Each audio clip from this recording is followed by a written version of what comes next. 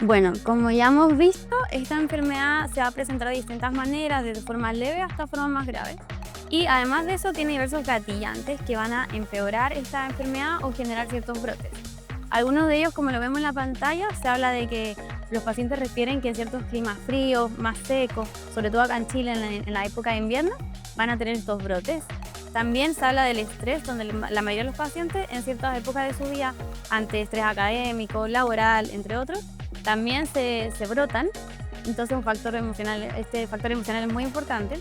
También el estado hormonal, como ya dijo mi compañero, es súper relevante porque estas glándulas sebáceas están estimuladas por andrógenos, que por ejemplo tenemos la testosterona, que en ciertos pacientes está aumentada. Entonces en esos casos también van a haber mayores brotes.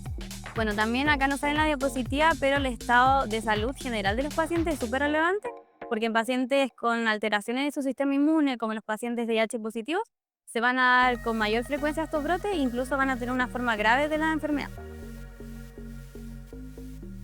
Bueno, ¿cómo lo diagnosticamos? El diagnóstico de esta enfermedad es más que nada clínico. Esto quiere decir que debemos observar las lesiones como se ve en la imagen, analizando su ubicación, su tamaño, si hay eritema asociado, entre otros, y debemos correlacionarlo con lo que nos cuenta nuestro paciente. Y bueno, en la mayoría de los casos no vamos a requerir exámenes complejos, ni ningún tipo de biopsia, ni nada, porque va a ser solamente con el examen físico. Y una vez que tenemos el diagnóstico, vamos a proceder al tratamiento, que como ya dijo mi compañero, este tratamiento va a consistir solamente en un control de la enfermedad, porque no tiene cura, y va a consistir en dos pilares fundamentales. Por un lado tenemos el uso de antifúngicos, que como ya dijimos, esto va a estar generado en gran parte por una sobreproliferación de esta levadura. Entonces debemos ocupar estos antifúngicos. Y por otro lado están los antiinflamatorios, que como ya dijimos tiene un componente inflamatorio súper importante. Entonces va a ser relevante usar ciertos tipos de antiinflamatorios que lo vamos a ver en la siguiente diapositiva. Bueno, como ya hemos dicho, en los casos leves como la caspa o ciertas lesiones de la piel, podemos ocupar los productos tópicos, que los más usados, por ejemplo, son el ketoconazol en champú, como ahí tenemos esta presentación también, que es ketoconazol al 2% y se usan al lavarse el cabello. Es importante que se pueda usar solamente 2 veces a la semana, no más, porque si no puede tener efectos adversos, porque no queremos barrer toda la levadura de nuestro cuero cabelludo, porque es importante en sí para nuestra flora. También el uso de corticoides tópicos como la hidrocortisona al 1%, que esta se va a usar más que nada en los brotes de los pacientes y por corto tiempo, máximo 5 días, porque si uno usa corticoides tópicos por más tiempo, puede generar una retracción de la piel y no queremos eso. También está el flubetasol en champú, que es un corticoide. Y también, como dijo mi compañero, estos pacientes tienen alterada su barrera cutánea de la piel, entonces es súper importante que se hidraten con lociones que tengan un pH neutro, ya que ellos tienen alterado su pH de la piel, entonces tienen que ocupar pH neutro. Y súper importante la supervisión médica, ya que no queremos efectos secundarios por uso prolongado de estos fármacos. Hay un aspecto importante de este champú, es que se debe dejar actuar, que la mayoría de las personas lo aplican mal. Se debe dejar actuar sobre el cuero cabelludo al menos 3 minutos. Y porque es importante a que tenga tiempo este principio activo de poder actuar frente al hongo. Sí, Así que es importante dejarlo al menos 3 minutos. sí, muy importante. Y bueno, en caso de los bebés, como ya dijimos, esta va a ser más autolimitada su patología, va a desaparecer en unos meses, entonces el manejo va a ser conservador. Esto quiere decir que debemos más que nada ablandar la zona de las costras, donde mayoritariamente se va a dar más en el cuero cabelludo.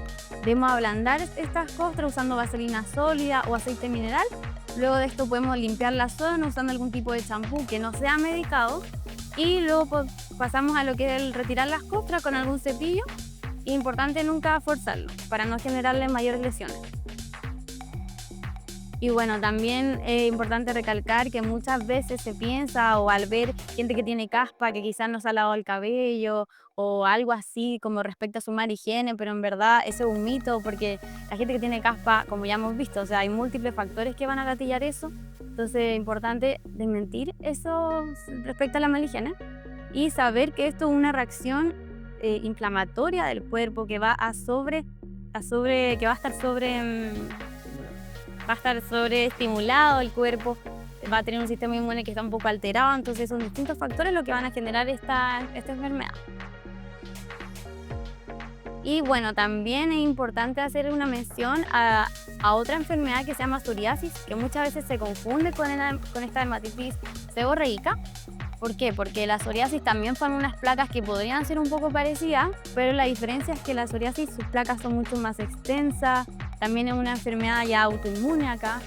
Y lo más característico de la psoriasis es que sus placas van a ser más extensas y van a ya traspasar lo que es la zona de implantación del pelo. Entonces, si nuestro paciente tiene esto pensando que es algo más leve, bueno, acá debe consultar inmediatamente a un dermatólogo porque esto se trata de una manera distinta y de una forma más agresiva. Pero si se fijan acá ya no respeta el límite del cuero cabelludo, ya se va extendiendo hacia el cuello. Obviamente hay casos en los que una dermatitis seborreica puede pasar a ser una psoriasis cuando hay un predisponente genético o familiar en el cual el paciente sea más propenso a desarrollar esta patología. Claro. Y bueno, haciendo un resumen de todo lo que hemos visto, esto es una enfermedad inflamatoria, crónica, que no va a tener cura, pero usando ciertos tipos de fármacos, ciertos de cuidado en la piel, podemos llevar un control de esta enfermedad, teniendo una piel sana. También, bueno, no lo mencionamos, pero también se habla de que hay una cierta predisposición genética en estos pacientes, pero que no va a ser directa. O sea, si mi mamá lo tiene, no es obligatorio que yo lo tenga. Se tienen que tener otros gatillantes que ya vimos para que se genere esta enfermedad. Y bueno, afecta a las zonas ricas en la grasa, como el cuero cabelludo, la cara y el pecho. Hay tratamientos efectivos, como ya vimos, y siempre si nuestro paciente tiene consulta o dudas, que reciba la orientación médica necesaria. Y entendiendo todo esto, podemos llevar un buen control de la enfermedad. Bueno, muchas gracias por su atención.